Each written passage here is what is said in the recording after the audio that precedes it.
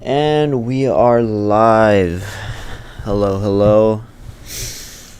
Welcome. My name is Diego Ruiz. I'm 19 years old, and this is my podcast. Sorry, I forgot to introduce you guys to my co-host. It's right here is Brian. He's 13 years old, but in his 13 years of bunny wisdom, he is very wise, very intelligent, very articulate. So I am blessed and grateful to have him as my co-host. Now, I'm starting this podcast because I really do feel that having a podcast is going to help improve my ability of articulation, being able to articulate and express my thoughts, my emotions. I think that's very important to me. Or no, I don't think. It is very important to me. And I believe it's a skill that a lot of people should, practice and hone on. And I like to think that, I have some value in my thoughts and in my conversation. So I just want to be able to, record them, put them down in a place such as this YouTube channel.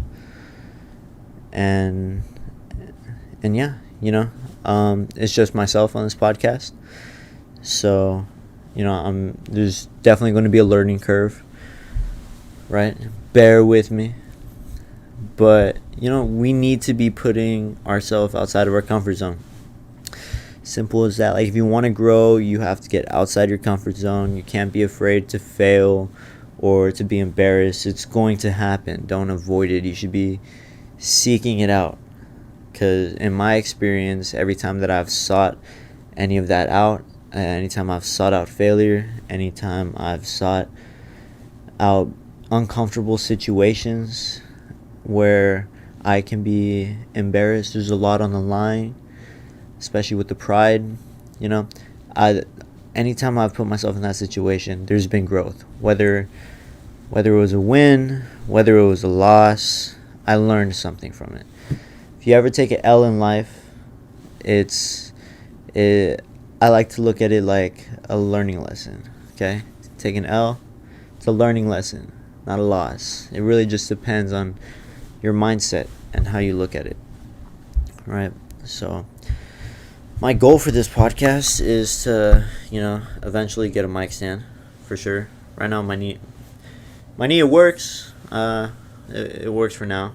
It just don't fall, okay?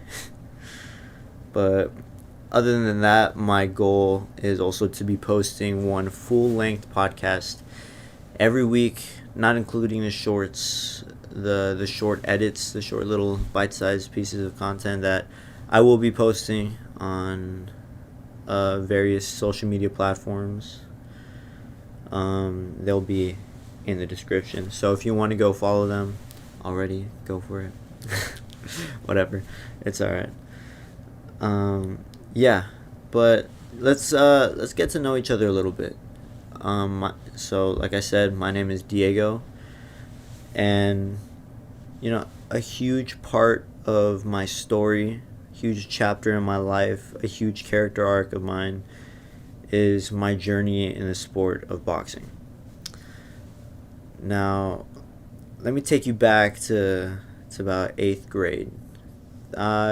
Diego's 13 years old, and he's in school. They're already asking him, what do you want to be? They're already talking about careers and futures and thinking about college, and then at that point I have no idea what I want to do. Right, I'm 13. I don't know what I want to do yet, and so they're asking me what really makes you excited, what really interests you, and for a while, my career path, I was choosing to be a marine biologist. You know why? Because I love the ocean. I've always found it's fascinating, so I just chose marine biology for a moment. But after a while, I really did some like reflection and soul searching on like what I asked myself, like, what do I really love? Like, what in my daydreams, if I could see myself doing something, what would it be? And then honestly, where my heart would go to is thought about boxing, thought about being a world champion, and how that would feel, you know. But like I said, it was a daydream, you know, because it's like I'm just a 13-year-old kid, long hair, chubby, me world champion, and so it just seemed extremely unrealistic, and so it was just a daydream. But yeah, that's where my mind would go to. So I thought that was worth pursuing, or at least looking into, right? And so I asked my mom if she could, take me to a boxing gym. She did, and I joined, and I fell in love with it right away. Right away, I fell in love with it, but not because I was talented or because I was, particularly really good at the sport. I was actually very bad for a while, but I've always been a fan of, the art of fighting, martial arts.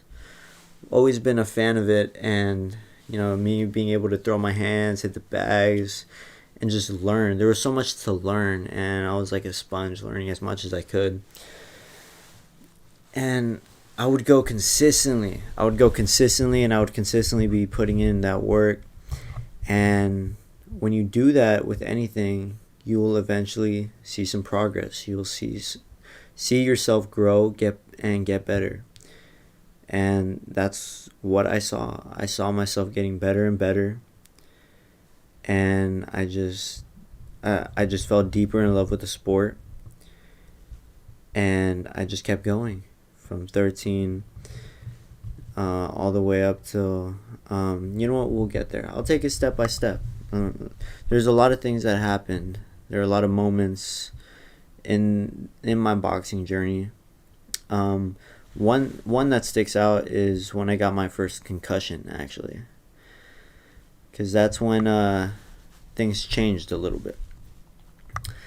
So I was about 15 at this point, because you know what, my mom took me out of boxing because of my poor grades, because I wasn't the greatest student. Not because I wasn't intelligent, okay? It's because I didn't try. I wasn't putting in effort because I felt like I was forced to be there, right? And I was just all of it felt forced, and I wasn't like doing any of it by choice, right? So she took me out of boxing because of that for a short period. But in that period, I was training at parks, doing my thing. But I eventually went back when I turned 15. But instead of being in the kids class like I was when I was 13, I upgraded to the men's class, at 15 years old. And the men's class offered sparring a few days out of the week. And I would take every opportunity I could to get some sparring experience. And a lot of the times I would be sparring with people older than me, people heavier than me. But, a lot of them had the discipline to, not freaking kill a 15-year-old, right? Because why would you ever want to do that? We're all trying to learn, okay? Common sense, right? But just one night, this new guy on the men's class where I was sparring with him, at the time I was 15, about 130 pounds, and this guy, mid-20s, easily like 160, 180, right? Definitely had like muscle mass on me for sure. But at that point, I was just more skilled than him. Sometimes in boxing, if you're way more skilled than your opponent, but your opponent has weight on you, like, you can outbox them for a while, but the weight does make a difference. Okay, so I was more skilled than this guy at the time, and it showed because I was using my range, so popping him with the jab, pop, pop, and I actually ended up making his nose bleed, and I'm sure that pissed him off. This small 15-year-old was fucking him up, was putting hands on him, and that pissed him off. I could tell, and he started actually fucking hitting me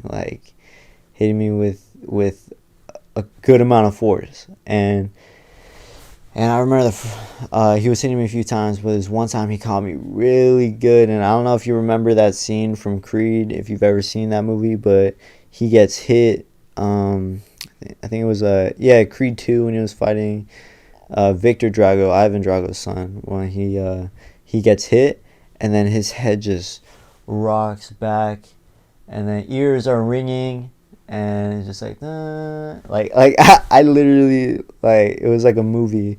Shit slowed down for a second. He hit me, and I was just like, fuck. He hit me hard.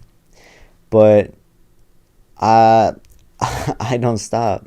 So I kept going, and then, did my best to avoid the punches. But, after the second, because it happened one more time, but after that, there was a gap of time missing. I just at that point I just teleported to the bus stop, and I would take the bus to and from the gym because my mom had work, and so I just teleported to the bus stop. It was a crazy experience, but I bring this up as one of the most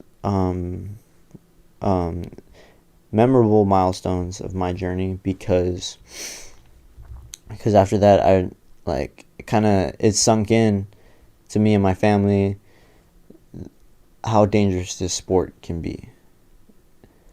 Boxing is very, very dangerous. It's arguably one of the most dangerous sports in the world. And at that time, honestly, I didn't care. I did not care about the physical consequences of the sport, what it would do to my health, because I was so lost in life at that time. I had no direction. I didn't know what to do, where I was going, but the only thing that I knew was that I loved this sport and that I was getting better at it and that I was good, right? And so I pursued that for a while. Fast forward, obviously there's a lot of things that happened on this journey, but fast forward towards the end of my career, I end up becoming 2-time state amateur champion. I never turned pro, just amateur boxing. But, that was something I never thought I'd be able to do. I never thought I'd be capable of that, going back to being 13, never thought I'd be champion, but it really just goes to show, you really dedicate yourself to something and you show up consistently, even though you're not the best, and you push through the hard moments, like getting a fucking concussion and other moments like that. There's so many moments like that. But if you push through that, you stay consistent, you put in that work, you can manifest your dreams to reality. It's real. It's real, and I proved that. But after that second time I won the championship, I did some serious reflecting, some serious soul searching, and at that time I was 17.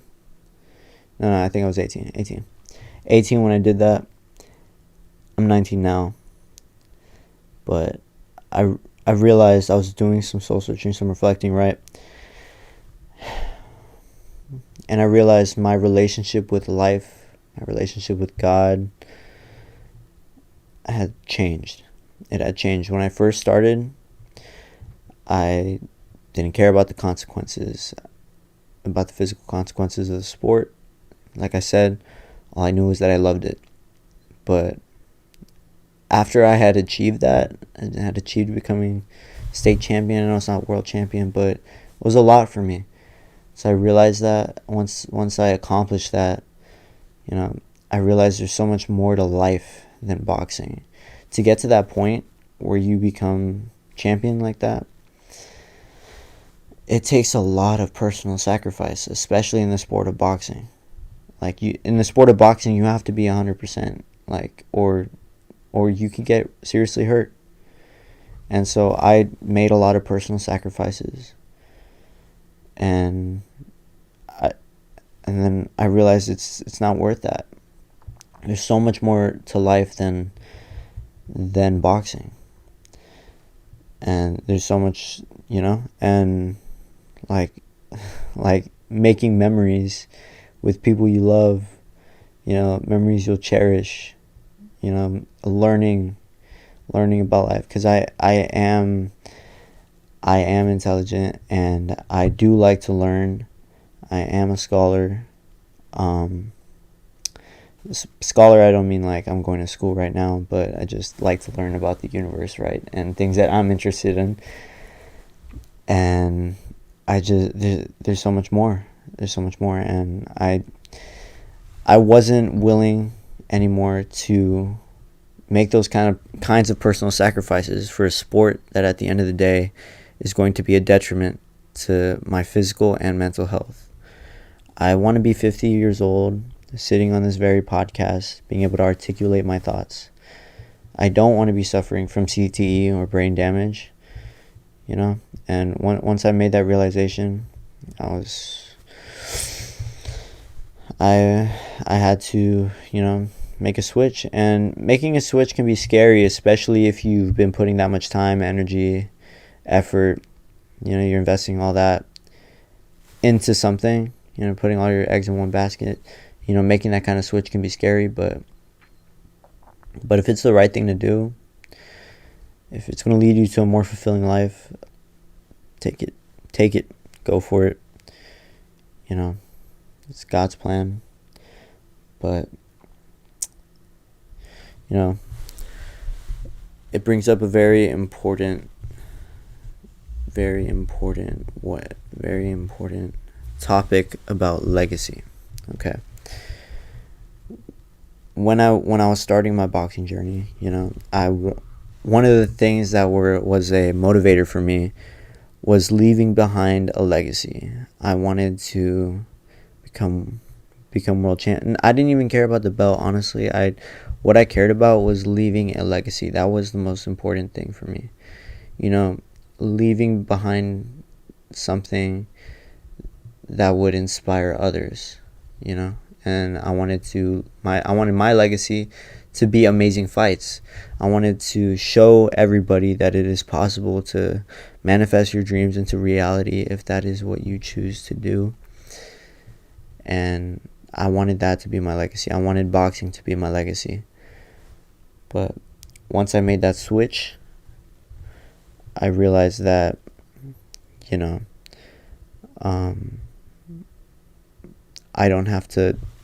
I can leave a different legacy.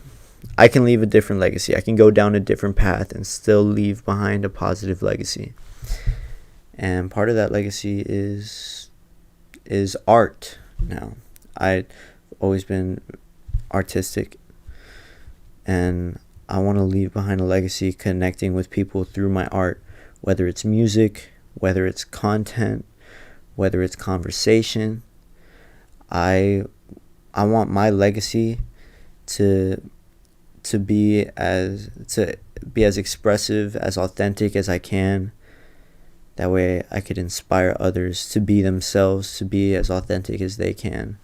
I want to push the message of becoming the greatest version of yourself, because I think that is a fulfilling way to live your life. Even if you don't know what you want to do yet, you don't know what path to take, you can always better yourself. You can always do that. You always have yourself. You can build better habits. You can work on yourself. You can sculpt yourself to be the person that you want to be, regardless if you know what your professional path is, right? Or what your professional career is. You can always work on yourself. That is always an option. and I just want to continue to push that message and give people the tools that they need. I want to educate myself, that way I can educate others. That's the legacy that I want to leave behind now. I don't want to leave behind a legacy of violence, which is what boxing would do. I love the sport of boxing because of the art. It's a martial art. Like I said, I'm expressive, I'm artistic. I've always loved the sport of boxing. Not because of the attention, not because of the notoriety, not because of any kind of ego like that. It's always been because of the art. It's such a beautiful thing, you know. Like, if you watch a good boxing match, like, it is like poetry in motion. It really is. And I loved what it did for my life. Turned me from like a chubby kid to a confident, strong man, you know, and turned me into that. And I'll always be grateful for the sport for that.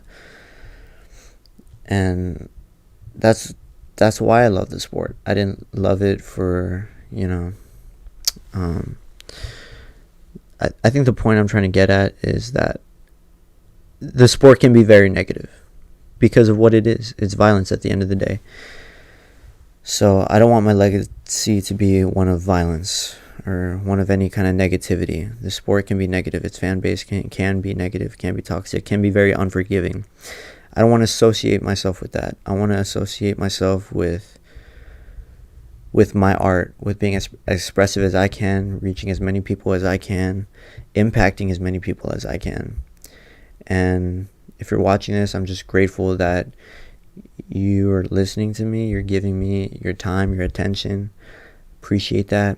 I love you. Thank you. Thank you. This is the legacy I want to leave behind. Like, if you're watching now, we're in for a journey, because I truly do believe that I am someone special, and that this is going to be a special life that I'm living. You know, not saying that all that my life is any more special than anyone else's, you know, because we're all special. We all have intrinsic value. We are all special. We're all having a unique experience. This whole experience of existence is very unique. And if you are alive, you are special. Your life is special. And live it to the freaking fullest. Live it to the fullest. That is my message. That is my message today. Okay.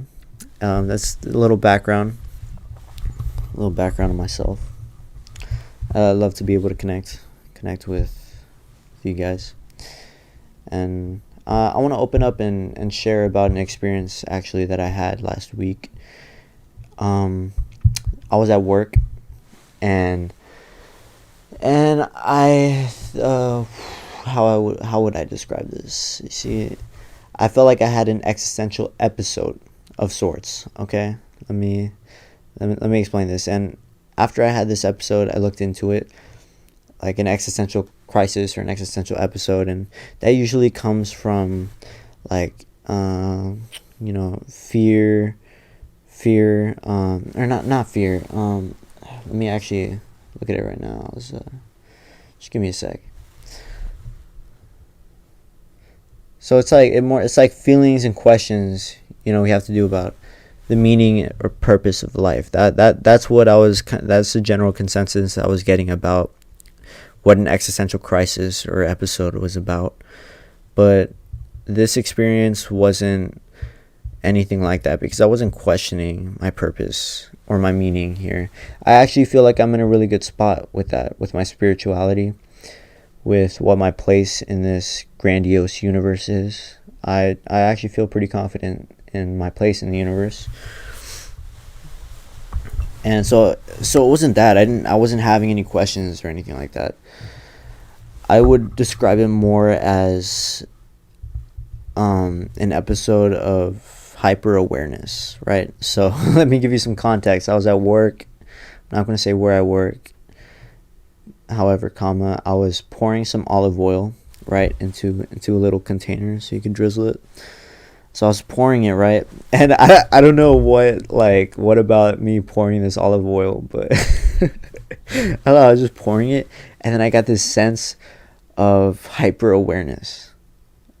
Okay? Like, hyper awareness of this unique experience we're having of existing, right? Everything that's happening, we're all these sentient beings on earth, everyone here on earth, everything that's happening, there's so much happening in this universe, whether like in this physical plane or on a subatomical level or on a bigger picture universe scale. Like, there's so much happening, and we're all just experiencing it, as the time goes on, every second that passes, we're all experiencing it. And then just in that moment, it just really dawned on me the weight of reality, everything that's happening. And then I'm just looking around at all the customers, all the coworkers, and everybody just doing their thing, just going shopping and just like doing their like same thing that they do a lot of the time. They're just in zombie mode, in robot mode, and in drone mode. And I felt kind of crazy. I felt like a little alienated, just because I was like, are you guys seeing this too? Like that's how I was feeling. I was like, do you guys see what's happening here? All this grand experience. I was just very aware of the experience I was having, and it made me a little anxious. Not gonna lie, I was, my heart rate was going. I was breathing a little. I was had to take a little break, because it's just like, this is a lot. This experience. It was a lot. But I got through it, and I'm actually grateful for that experience, because it really does make me grateful for the experience that we're having. If you're watching this, you think, therefore you are. I think, therefore I am. We all exist, and we all have so much potential because of that. The simple fact that we exist, we have so much potential. We're all made in the image of God, and we are creators of our own reality. We are the directors of our own movie, and we are the authors of our life's story, our life's book. Okay? And I'm just very, very, I'm grateful for that experience, because it really just puts that into perspective. And it is definitely something to think about.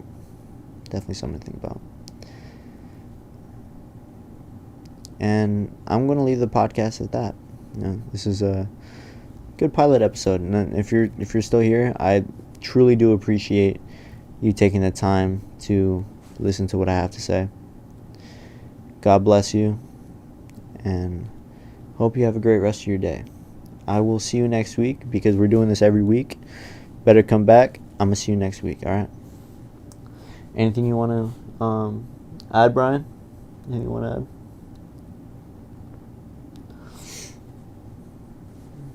add? Alright. God bless you guys.